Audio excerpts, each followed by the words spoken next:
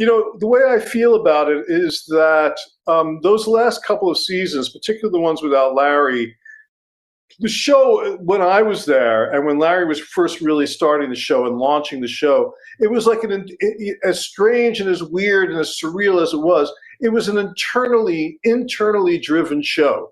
It was really coming out of these characters' desires and cravings and yearnings and ambitions, and that was there was something very organic about that internal drive that pushed everything forward.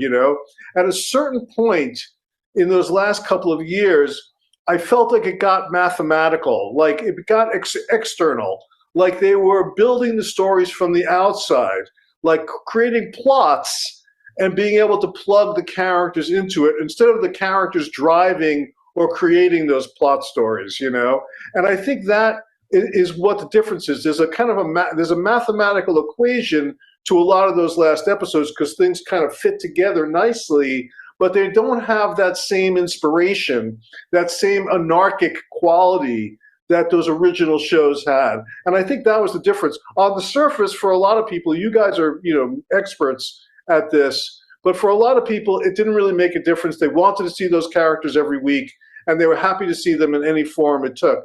But in terms of where those stories came from, where those characters came from, that's what changed. They were now kind of like, they were sort of characters or players on a board, being moved around rather than them driving things for themselves. And that's what I think sort of changed about it. And it lost, I think it lost a little bit of its soul as a result of that, but it still it resembled Seinfeld. And that's one of the reasons I left. Once we cracked the code and we were able, I didn't want to just replicate that over and over and over again. I wanted to try something different.